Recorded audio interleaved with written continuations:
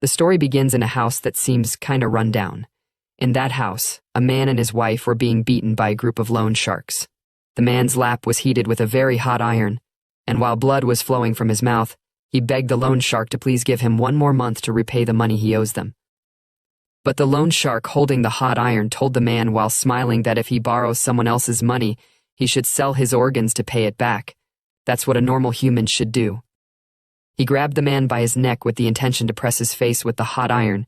He told the man that they both need to feel some pain too, so they'll understand how it feels for the people who can't get their money back.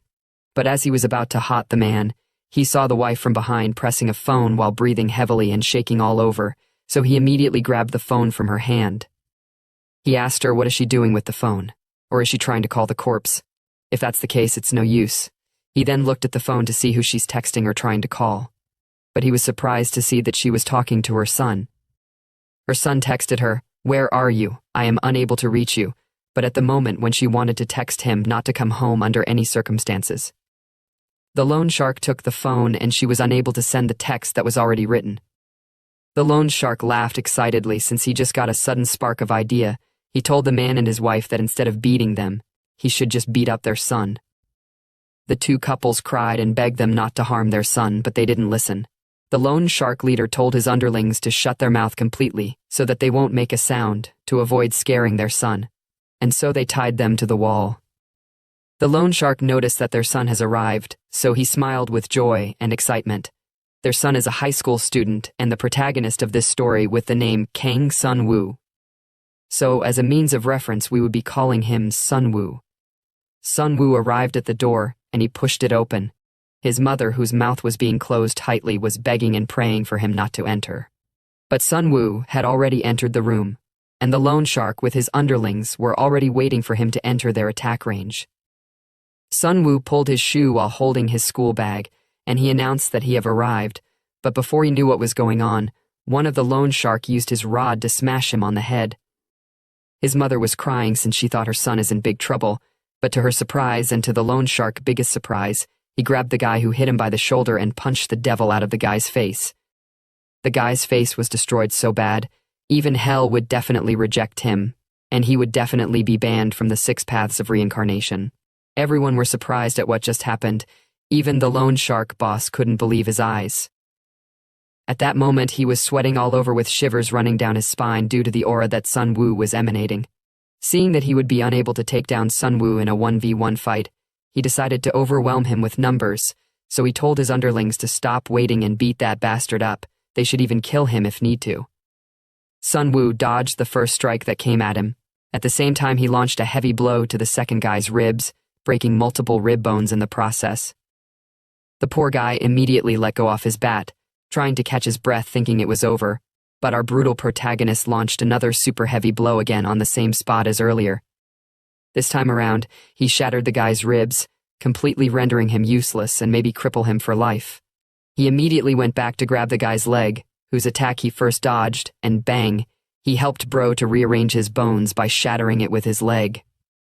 3 men down already, but another fool decided to dig his own grave by boldly trying to use a chair to take down our protagonist, although he succeeded to strike Sun-woo's head with the chair. But with our protagonist's plot armor, such an attack would eventually be ineffective, and it was at that moment that he knew he's fucked, and bang, the guy was sent flying to the wall completely wasted. The loan shark boss was like, what the hell just happened? He was shocked at how absurdly strong Sun-woo was, but since he knew that he would be unable to take down Sun-woo, he decided to threaten his father. He was happy since he thought he can threaten Sun-woo, but before he could look at the front, Sun-woo used the iron and pressed his head into the wall, breaking his neck in the process. And so every single one of the thugs and the loan shark boss were completely laid to waste. Sun-woo was breathing heavily. He then walked towards his parents and untied the robes, but in the process he told his parents that they shouldn't have been poor if they don't want him to fight. He then fainted. Some hours later, multiple ambulances carrying the loan shark boss and his underlings were rushed into a hospital. They were all screaming out in pain. Even the doctors were under heavy pressure to immediately treat the wounded before things goes out of hand. A man with a glass stood in front of the reception office. He asked the nurse over there what the hell is going on and what's all these chaos about. The nurse replied, telling him that a debtor father was assaulted by gangsters, so the gangster were brutally knocked down, and it was done by a high school student all by himself. This news really shocked the man on glasses. In front of the man on glasses, the loan shark boss was being treated with a pad placed on his neck to help with his broken neck bones. The boss told one of his underlings who just arrived at the hospital to get the bastard who put them in such a state and kill him right away, but the underling told him that the guy was also brought to this hospital. He smiled, and he told the boss not to worry since Black Bear just left, so our protagonist is as good as dead now. The man on glass overheard them mentioning Black Bear, so he asked the nurse, "Where is the high schooler's hospital room?" She replied, "Room 202. He hurriedly ran past the emergency room to go meet our protagonist. He said to himself while looking worried that, if it's the Black Bear in this area that he knew of, then he's definitely one of their top fighter candidates. So seeing him in action could help them verify how strong he really is. After running for a while, he arrived at the room where Sun-woo was hospitalized, but instead of going inside immediately, he stood to watch what is happening, although he felt sorry for Sun-woo. But he wanted to see how strong Black Bear really is, so he didn't rush in immediately. Sun-woo confronted Black Bear while his drip was still on his hand. Black Bear murmured to himself that he never expected they'd call him over just for some high school punk. He then told Sun-woo not to blame him too much since he have got debt to collect as well.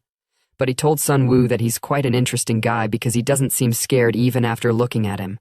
So he decided to teach Sun-woo what real fear is. But Sun-woo refused to give him the time to land his hit, so he launched a quick yet fatal jab. But Black Bear was so fast and he knocked Sun-woo down to the ground with just a single slap on the head, just like killing a fly with a bat. Sun-woo went down flat while coughing blood. At the same time, the man on glasses was impressed at how fast Black Bear was, since that much is expected of him. Black Bear said to Sun-woo while smiling, "Kid, no matter how crazy you are, if you run at me head-on with your eyes wide open, I can't help but strike you down." But he was surprised when he saw Sun-woo getting up. Sun-woo stood up, cleaned the blood on his mouth, and he told Black Bear that he talk a lot for someone who doesn't have anything. His words really pissed off Black Bear, but Black Bear was more excited at his courage since that's what makes killing fun. The man on glass could feel the pressure from outside. He never expected Black Bear to really want to kill Sun-woo, so he decided to stop him right away. But to his surprise, Sun-woo dodged Black Bear's strike, and he counterattacked with a direct leg kick on his face. The glasses guy couldn't believe his eyes since he had never heard of Black Bear being taken down, but surprisingly enough, Black Bear used his hands to stop himself from falling. The glasses guy was relieved since there is no way Black Bear, known as the physical king even across the country, would go down just like that. Black Bear said to Sun-woo while smiling, "Did you really think I would fall down after being hit by a mere high schooler?" But while he was busy yapping, Sun-woo punched him again, and this time around he was knocked down, with his face directly smashing the ground. The glasses guy deemed such feat to be absolutely impossible, but surprisingly enough, Sun-woo didn't just stop at one punch. He continued punching wisdom into the guy's head, at least breaking some part of his skull bones. But it wasn't fatal enough. Black Bear then grabbed Sun-woo tightly by the waist, catching Sun-woo off guard. He told Sun-woo that it's quite disgraceful to be using his ultimate move against a high schooler. The glasses guy noticed Black Bear's signature move, the Bone Crusher, so he decided to stop the fight right now. So seeing that things are really getting out of hand, he immediately rushed in to stop him. But to his surprise, the battle is far from over. Black Bear had no idea what was going on since his senses went numb all of a sudden, so to avoid any slip-up he decided to make use of his full strength, but to his surprise, Sun-woo moved. He never expected Sun-woo to be moving, and the fact that his bones are fine was what shocked him the most, because his bone crusher was meant to crush his bones, so he decided to increase the intensity of his grip. And this time he told Sun-woo that he'd completely crush him, but to his surprise, he had no idea why Sun-woo's bones aren't breaking yet, since Sun-woo was still trying to force himself to stand up, and bang, Sun-woo used his head to smash the big guy's skull. Black Bear immediately loosened his grip due to the heavy impact from the headbutt. He wondered if Sun-woo reinforced his bones with metals or something, but that wasn't all Sun-woo had to offer, and bang again. Another headbutt was gifted to him, completely cracking his skull and shattering his teeth. Sun-woo continued giving him multiple headbutts, smashing his head to paste. The glasses guy immediately told him to stop since he's already unconscious. He then told Sun-woo to calm down for now because if things escalate, it would be troublesome to clean up. And so he made a call that there is a head trauma from a car accident at room 202, building B, so they should come and take care of it. Sun-woo asked the glasses guy who he is, and is he a team with the big guy, but instead of replying, the guy confidently told Sun-woo that he was thinking of teaming up with him.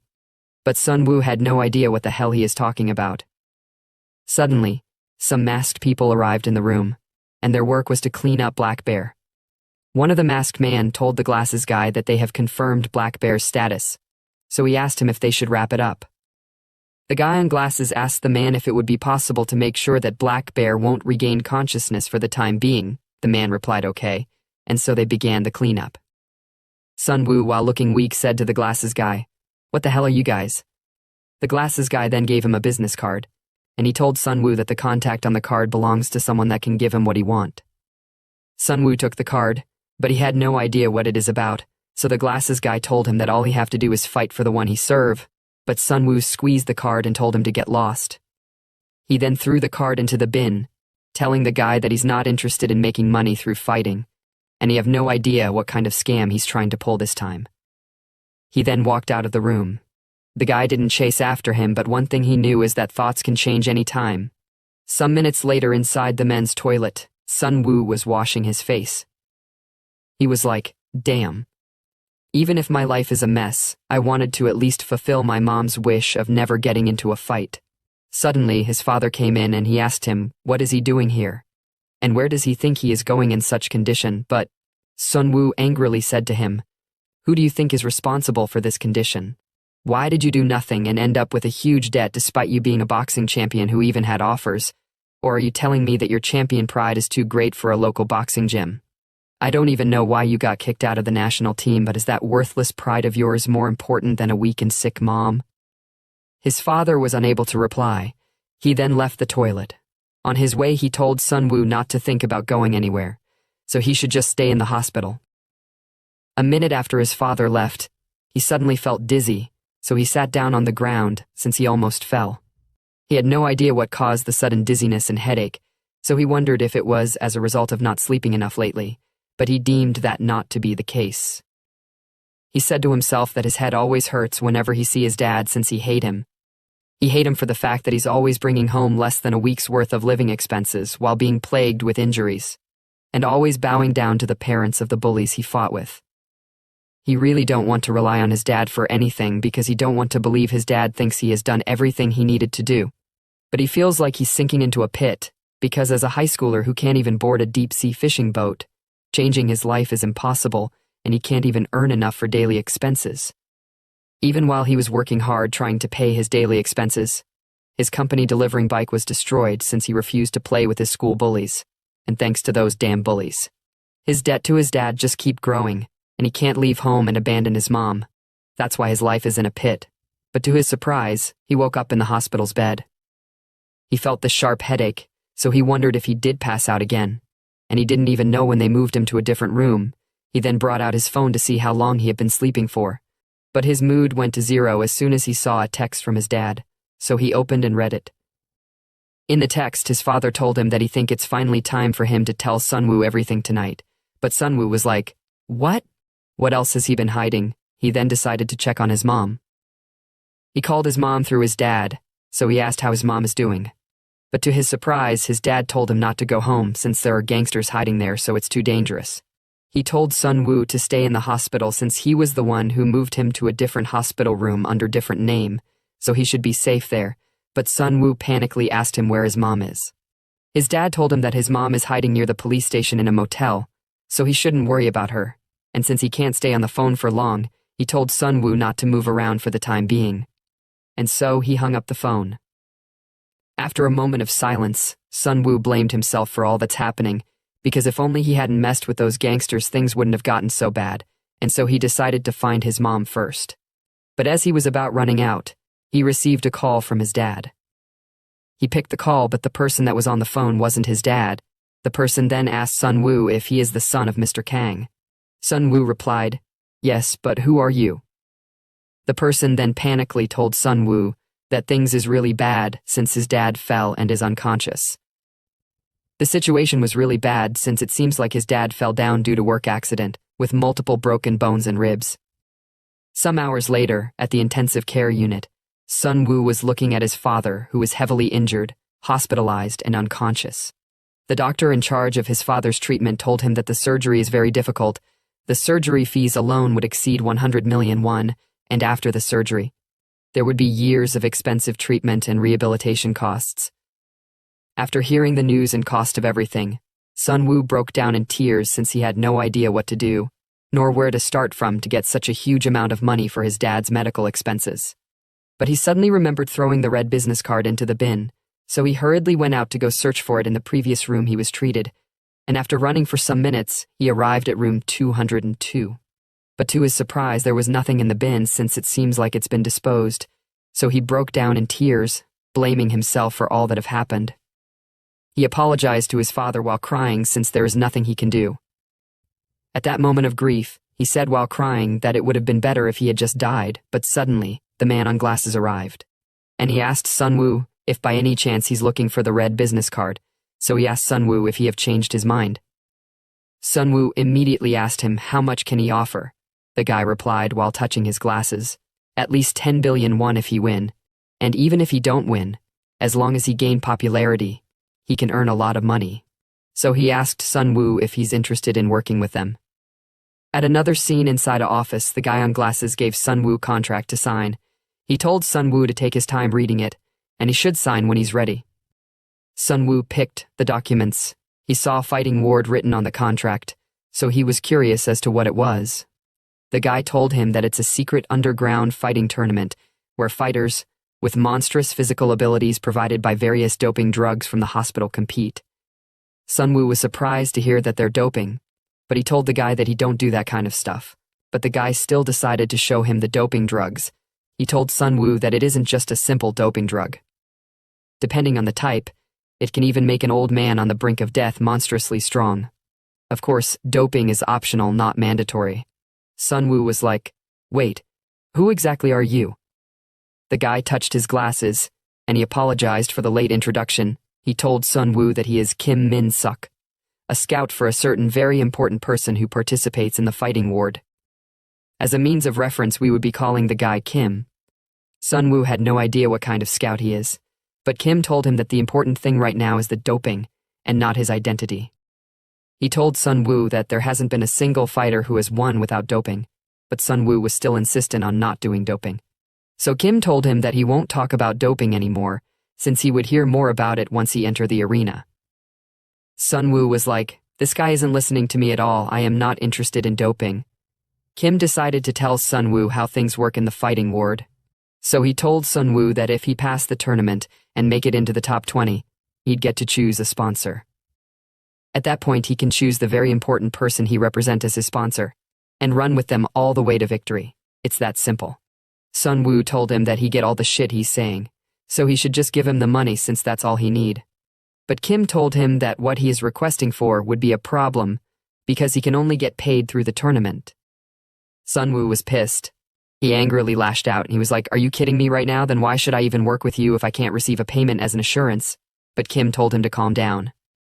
He said to Sun-woo, "You need money for your parents' surgery and to keep them safe, right?" Sun-woo surprisingly asked him how he knew about that, but Kim didn't reply.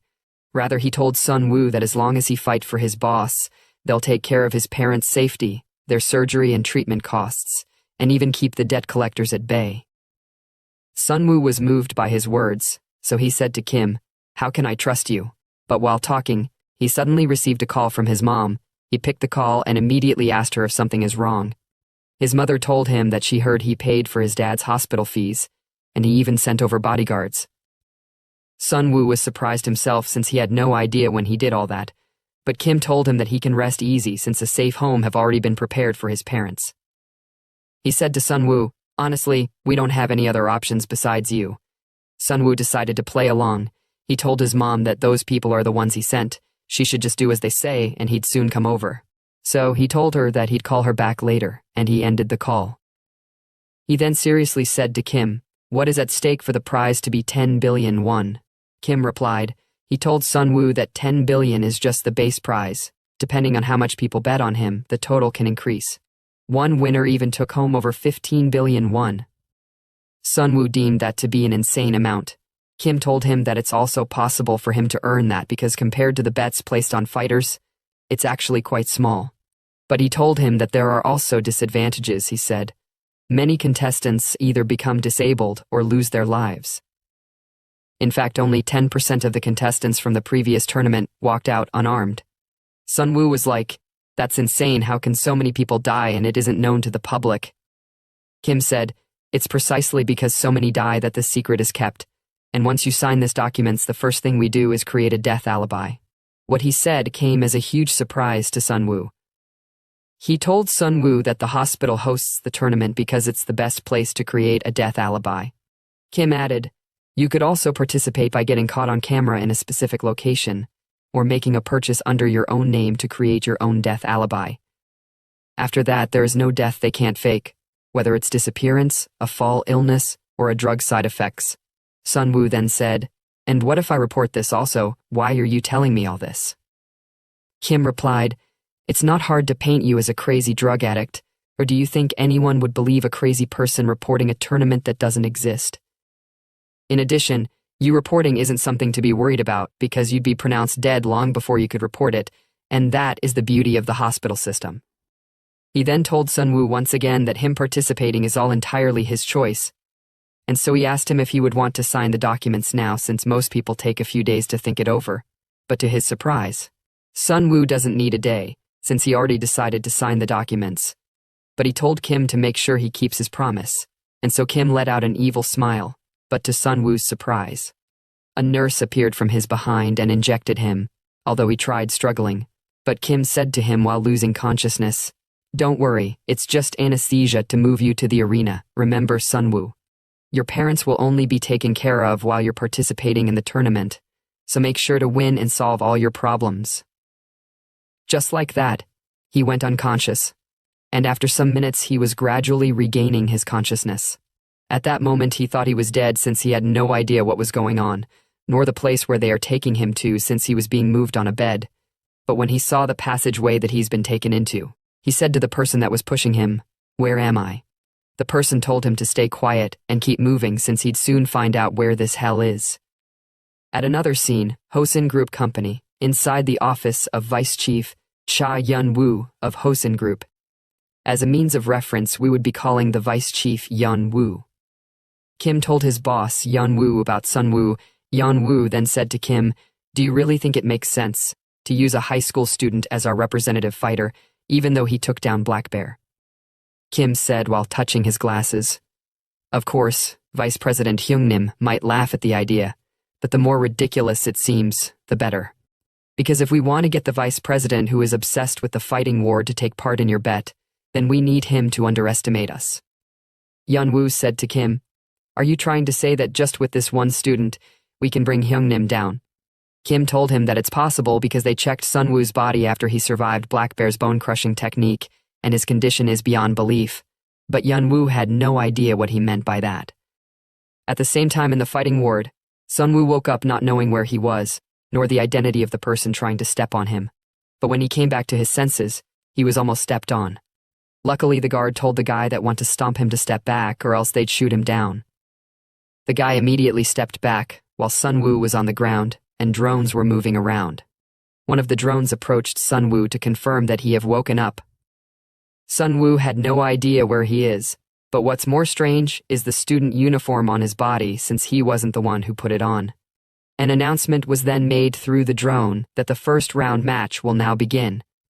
They were told that the first round is the doping test round, which will determine the suitability of 200 fighters to proceed to the main battle arena. They will be randomly given one of many types of doping agents, each enhancing a specific physical ability, and so the VIPs watching the broadcast were told that they can now place their bet from now on. Each of the fighters have their own doping sets. The guy, on the other hand, excitedly took his own doping gun to inject himself. While Sun-woo was saying to himself that he have already broken the promise he made to his parents not to fight, along with the promise to graduate from school, but he decided not to break his last promise not to use drugs. Suddenly, he was surprised to see that the guy had already injected himself with the doping gun, and he coughed out so much blood in the process.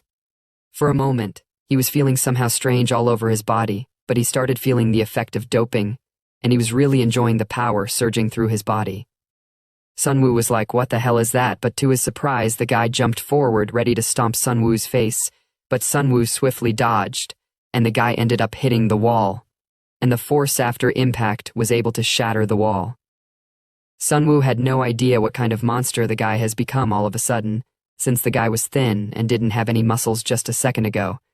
So he wondered if the guy's muscles get enhanced or something. The drone then announced that the guy has successfully enhanced his power. The guy laughed excitedly at the fact that he was lucky to hit the power doping jackpot. He said with excitement, "It's a shame I can't leave right now, or else I would love to smash all those guys who used to mock me as a scrawny loser." He then left his spot, and within the blink of an eye, he arrived in front of Sun-woo. He said, "Now, how should I kill this little brat to make it fun?" But the guy was punched on his face by Sun-woo without being able to react, and he immediately stepped back. The guy was angry at that petty punch, so he thought Sun-woo's also looking down on him, the same way his friends does. But Sun-woo didn't care about all the bullshit the guy was saying, rather he was assessing the guy. And the punch he threw at the guy earlier was to assess him. He said to himself that it looks like the guy's reaction speed didn't get enhanced, so if he slowly closed the distance and create an opening, then he might have a chance. But to his surprise, the guy came charging towards him at full speed and bang, the guy smashed his head. At that moment, Sun-woo knew that he won't be able to keep up with such a monster, so he decided to somehow aim for the guy's face. He then skillfully tried to regain his balance mid-air, but the guy punched the shit out of him, making him to cough out blood in the process. The guy didn't let Sun-woo to catch his breath, and while Sun-woo is yet to recover from the first blow, he grabbed his legs mid-air and he excitedly slammed him on the ground. He told Sun-woo with excitement that he don't even need to watch his movements, since he just need to push through with brute strength. Sun-woo was quite helpless. Such damages on one's body would have eventually led them to meet Dharma, but Sun-woo has plot armor. The guy was laughing with excitement while telling Sun-woo that crushing him feels amazing. He then said to Sun-woo, "Shall we see how far a person can be crushed?" The guy then jumped up with the aim to obliterate Sun-woo. While he was mid-air, he said excitedly, "Tell all those bastards who look down on me to come out because now I am king," and bang, the guy landed on Sun-woo's chest. He freakishly told Sun-woo that the best part of crushing someone is definitely the ribs. Going back some hours ago back at Yeon-woo's office, Kim told Yeon-woo that they examined Sun-woo's body after surviving Black Bear's bone-crushing attack, and what they found was unbelievable. They found out that Sun-woo's bone density is over 10 times that of a normal person. That is to say, Sun-woo's bone density is not that of a human, which means that normal attacks would be unable to harm Sun-woo. And so while the guy was busy enjoying stepping on Sun-woo, Sun-woo grabbed his leg, and he skillfully escaped the guy's clutch. The guy tried to grab Sun-woo's leg since it was wide open in air, but Sun-woo swiftly changed his leg position and he immediately distanced himself. The guy was surprised at how Sun-woo is still fine without doping, but he refused to accept his weakness. Rather, he deemed it as a result of his body not fully adjusting to the doping sensation yet. At the same time, Sun-woo said to himself that the monster has definitely slowed down, and he's sure that his stamina hasn't been enhanced either, so as long as he avoid getting grabbed, he can aim for the guy's face. But in order to achieve that, he'd have to go for quick punches rather than relying on power. He then moved towards the guy. The guy was happy that Sun-woo was coming towards him, so he decided to land a fatal strike with his hand, but Sun-woo swiftly dodged it, and bang, he landed a quick left jab on the guy's face. The guy immediately tried to counterattack with his left hand, but Sun-woo dodged and bang again. He landed a swift right jab with increased damage. The guy lost balance there for a moment. But Sun-woo didn't give him time to catch his breath by continuously launching multiple jabs until the guy seems like he was about to lose consciousness. Sun-woo, who saw this golden opportunity, decided to end the fight by landing just one big blow, and as he was about to land that big hit, the guy regained his consciousness, and he grabbed Sun-woo's hands while smiling, as if he has been waiting for this moment. He mockingly said to Sun-woo, "I have finally got you. You were so excited not even realizing that I let you hit me on purpose." But Sun-woo said to him, "What made you think that I didn't let you grab me on purpose?" He then asked the guy if he knows why kangaroos hold their opponent's arms before landing a big hit, and bang. Before the guy could realize what was going on, Sun-woo performed an insane acrobatics, fatally injuring the guy with a heavy leg strike, immediately sending the guy to the ground. This time around, the guy had no idea what was happening. Since he was unable to lift his body, he angrily lashed out, and he was like, "Damn it, why is my body like this? There is no way I'm struggling like this against a guy who hasn't even doped." He then looked up at the doping dose, and he decided to take one more since it seems like the first one wasn't enough to contain him. Sun-woo, who saw him trying to get another shot, immediately decided to stop him because that was the doping shot that was given to him. But before Sun-woo could reach the guy had already injected himself. The drone then announced that the stamina doping has been applied successfully, and just like that, the guy speared Sun-woo mid-air, making Sun-woo to cough out a ton of blood. He didn't just stop at that. He angrily grabbed Sun-woo mid-air, and he slammed him directly on the ground. The drone came to check if Sun-woo was still alive or not, but the guy pushed the drone away since it aren't over yet. He then grabbed Sun-woo by the neck while saying, "There's something I've always wanted to do after being on the receiving end.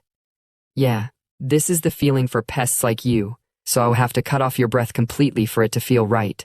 But all of a sudden, as soon as Sun-woo was about giving up, the guy went straight to the ground, and he died. The drone announced that the game is over due to the player death. Yun-woo, who was watching the fight, had no idea what happened, nor how the guy died, but Kim told him that the guy died due to overdose of doping. He touched his glasses and he said, "The survival rate when attempting 2 different doping at once is less than 0.5%, and since the guy had already successfully undergone power doping, and he was injected with stamina doping, he was bound to die." Yun-woo was like, "Well, I have to admit, you're lucky since your opponent chose to die on his own." Kim said to him, "Maybe I am lucky, but calling it just luck doesn't quite fit, since Sun-woo's body is unusually strange." But Yun-woo told him that there's nothing strange, except for the fact that his body don't break easily. He then said, "You know too well that this place is filled with even crazier monsters." But Kim told him that Sun-woo is quite different because with the doping abilities they have, they can enhance muscles, organs, hormones. Anything can be enhanced except for one thing that can't be enhanced, which is bone, so there is definitely some special secret behind this, and that's what makes Sun-woo to be special. Yun-woo said, "We'll see how effective his bones are once he enters the main round." He then asked Kim what's the next step forward. Kim replied while touching his glasses again, since Sun-woo passed the doping round test, he'd receive urgent treatment first, and then he'd meet the surviving monsters, who may have acquired all sorts of powers in the same place. Some minutes later, in the fighting ward treatment room, Sun-woo sat down while saying to himself with a worried look that the guy really died because of him. But he decided not to have such a weak mindset since he was the one that almost died while only trying to knock the guy down, and so he needed to do everything possible, since he is the only one who can save his mom and dad. While he was in daze, the drone approached him and it announced that all players who have passed the round are ready. Now they should all move to the lobby. One of the attendants there told him that from now on, the guide will explain everything he's curious about, and he'd be fine as long as he follow the guide. He was also warned not to do anything foolish since all the guides are equipped with lethal weapons, and so he was being led to the lobby by the drone, which is acting as his guide. While walking, he wondered where the heck is the place. Maybe it's some kind of underground cave. He said to himself that they're really making sure that they don't even think about escaping. He was like, "Damn, I wish I could at least call to check if mom's okay." So he decided to survive no matter what, because at least they promised that his mom and dad would be safe as long as he's participating in the fight. But he was quite worried since the fight here is nothing like the fights he imagined. Outside, people thought he was a terrifying monster, but in here, even street punks are on another level, so he wondered just how much worse are the monsters gathered in the lobby. The guide told him that he have arrived at the player lobby, so the door opened and he walked inside. An announcement was made that all players have entered the lobby, so they will start the game with 124 participants. They were all told to gather in front of the monitor for the briefing that is about to begin shortly. Sun-woo said to himself, "What the hell are these monsters? They're on a whole different level from the ones he met in the first round." So he decided to stay under the radar until the official match starts if he want to avoid unnecessary injuries from pointless fight. But surprisingly enough, someone approached him. The person said to Sun-woo, "Hey, high school kid, How did you even make it here? Should this big bro play with you for a bit? Sun-woo was like, damn, I can't stay unnoticed with this uniform, so he wished that they should start the briefing already since he doesn't want to be involved in any unnecessary fight. At the same time, the other group of guys that looked like a clown and a crab were laughing. The clown guy said to the crab guy, he heard that the high school kid qualified because his opponent overdosed on his own doping in the first round. The crab guy was like, so he hasn't even doped yet. The clown guy added, seeing that they put him in his school uniform means that the rich guys probably wanted some pathetic spectacle. The crab guy then decided to have some fun with Sun-woo because he is bored, but the clown guy panically told him to keep his head down and walk away, since it looks like someone else already has their eyes on him. Someone then called Sun-woo from behind. The person said to Sun-woo, you should answer when someone asks if you want to play. He then placed his hand on Sun-woo's head. He told him that he'd kill him if he don't answer. Sun-woo was like, yeah, to survive among this maniacs, I'll have to become even crazier. He then swiftly turned around to attack the guy as the guy was about to attack him. But to his surprise, a man came to his rescue and stopped the big guy. The man told the big guy to stop. The big guy was like, what now? Although the big guy was squeezing the man's hand tightly, but the man didn't show any reaction. Rather, he told the big guy to let our protagonist go since he is just a young student. He then forcefully pulled his hand away. The big guy said to him, is a guy like you with only one arm doped trying to take me on over such a weak guy? Sun-woo was really getting pissed by the guy's word, but he decided to pretend not to notice since it's better than getting injured unnecessarily. The big guy then decided to kill the man on spot. Sun-woo was the kind of guy that won't just stay still when he's being bullied, but to his biggest surprise he heard a gunshot from the drone. And the person that was taken down was the big guy. An announcement was made through the drone that the briefing is about to begin, so anyone who inflicts harm outside of the designated schedule will be executed immediately. Sun-woo was like, damn, they kill people this easily without even a warning. Can anyone really survive in here? But to his surprise, an announcement was made by a masked person through the screen with vigor. The person said to them, congratulations to those who survived. The doping test round you just completed was an event where as long as you survived, there were no eliminations, but from now on, losing a round means elimination. And by elimination we mean becoming incapacitated for further combat, but despite that, we know that the reason you are all here is for the grand prize of 10 billion won. Everyone was excited seeing such huge amount of money, and at that moment they can do anything to get their hands on the cash. Even Sun-woo was saying to himself that with such amount of money, his whole family could finally live like humans, so he was ready to do anything for it. But the person told them that unfortunately, only one person can win the prize, but they should not be disappointed, because if they make it to the top 16 and survive, they'd receive 5% of the game money bet on them by the VIPs. All the players were so excited, some weaklings were saying that they'd sweep up both the prize and the betting money. The person then told them that each player will have their own broadcast channel, and they'll be assigned one guide each, who will also act as their camera. The VIPs will watch the channels of the players they believe would win and place their bets. In short, the more attention they get from the VIPs, the more money they can earn, so they should try to secure as many VIP viewers as possible and rake in a fortune. Now they will provide them with a 5-person room where they'll stay until the game ends, so they should feel free to choose their roommates, and for any further questions, their guide will assist them. So, they were told to please proceed to their rooms. The clown guy was saying to the crab guy that to catch the attentions of the VIPs, he need to be with the strong ones and pull off some big moves. The crab guy said, if I room with kids like that high schooler, I might not make a single penny. At the same time, Sun-woo was like, damn, even finding a room won't be easy. But the man who saved him earlier told him not to worry too much, since he'd make sure nothing happens to him until the official match begins. Sun-woo didn't reply. Rather, he noticed the man's hand that was shaking due to the grip from the big guy that got shot earlier. Suddenly someone passed by him, but it seems like he knows who that person is. Maybe it's someone famous. The man said to Sun-woo, looks like there's a room over there that's free of competition, so let's go check it out. Sun-woo suspiciously said to himself that the man got injured because of him, and now he wants to room with him that everyone else is avoiding. Although he don't know his motives, but no matter which room he choose, danger would be everywhere, so he ended up following the man. The clown guy who saw the two of them was like, wow, this group is a complete mess. The crab guy predicted that the lowest viewership is guaranteed for their group. The clown guy then said, "That's why I came to the room next to the ones who look like they'll be number one in viewership. Although sharing the same room might be too dangerous, but being next door means I would get at least a bit of screen time on a popular channel." The crab guy agreed. He said, "If guys like those muscleheads attract rich viewers, then it would also favor us." Inside the room opposite to that of the clown guy, there were three big guys, looking quite intimidating, but to their surprise, a blonde person entered the room and shut the door. He walked towards the big guys and he told them that the spot they are sitting on looks good, so could they please move out of the way.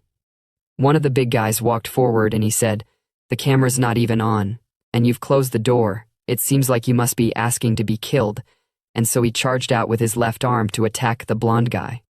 But the blonde guy used his 2 fingers, and bang, he struck the guy at the weakest part of his neck, knocking him down within seconds, and the spot he was attacked on was twisted completely.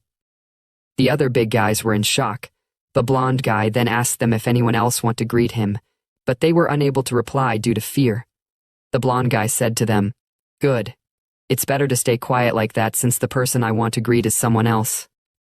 The blonde guy is named Han Min-soo, age 19, Kali Arnis. As a means of reference, we would be calling the blonde guy Min-soo.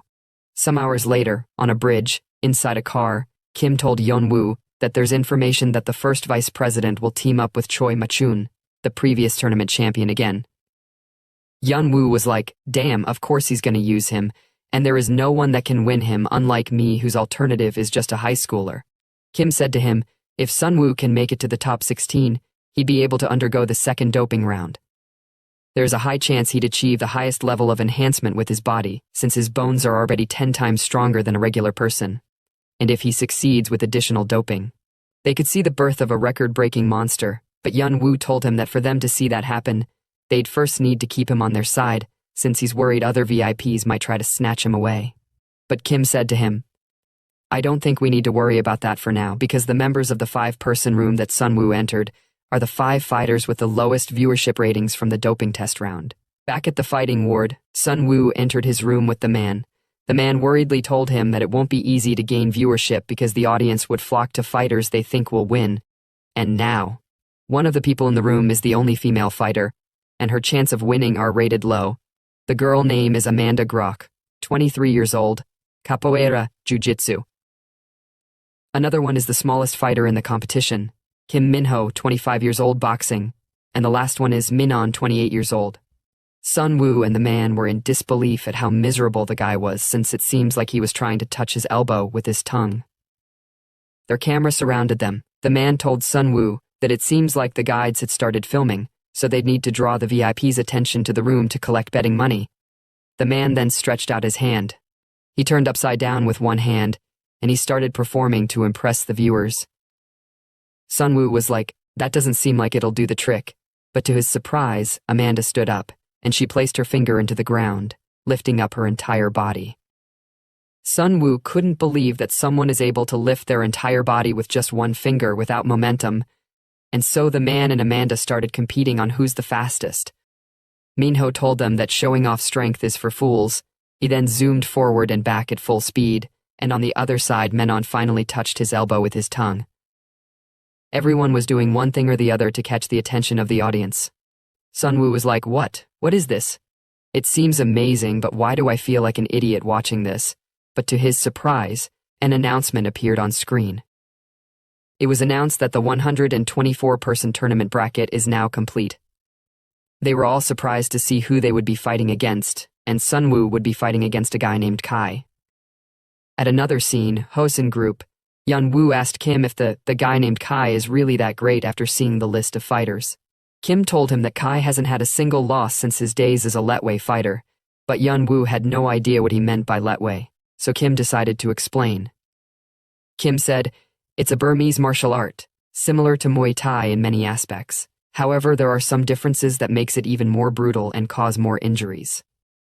Yeon-woo was like, "Isn't Muay Thai already one of the few dangerous sports that allow elbow and knee strikes?" But Kim told him that Letway allows even more than that. Not only do they fight without gloves, but headbutts are also allowed. So if someone strikes their opponent's face or head with their forehead, which is one of the strongest bones in the body, it can cause fatal injuries. That's why it's banned in most fighting tournaments, but the truly dangerous aspect of Letway lies elsewhere, which includes the permitted use of attacks to the back of the head and the spine. So Kai has likely had the most real combat experience among all the participants in the fighting ward, and even after his professional career, he was scouted by an organization and continues to fight for them. He was scouted since it seems like fighting in the ring wasn't enough to satisfy him, so he started seeking out infamous street fighters for battles, which caught the attention of the organization he is working with. Yun-woo then asked Kim if Sun-woo can really go up against someone like him, but Kim doesn't know either since he's also curious to find out. He touched his glasses and he said, "So far, Sun-woo has only fought debt collectors, and someone like Black Bear who never formally trained in martial arts." Back to the fighting wards. In the 5-person room, Sun-woo woke up from his box feeling relieved, wondering how long he had been asleep, but he noticed that his body felt so light, it wasn't just the feeling of lightness. He had this feeling before when he woke up after fighting Black Bear. He had the same feeling, which is that he have gotten stronger. The man woke up. He told Sun-woo that there is no need to be surprised because it's only natural for muscles to become stronger than before when they are pushed to the limit and recover without permanent damage, he said. "It seems like you've probably never pushed yourself to the limit like that before." Sun-woo said to himself with a surprised expression that the man is right, since he was already fighting to the limit when he fought Black Bear, not even knowing how he did it. The man said to him, "Muscles aside, your recovery seems unusually fast. Maybe you got hit with some kind of recovery doping." Sun-woo told the man he had been curious since yesterday about something. Why did he risk getting injured to help him? The man replied with a pale face, saying that Sun-woo reminds him of his son. He was sad because if he had been a better father, his boy wouldn't have gotten into so much debt with loan sharks, so he's here to fix things by paying off the debt first. But when he saw Sun-woo alone, he couldn't help but think of the son he neglected and ruined, so he just couldn't stand by and do nothing.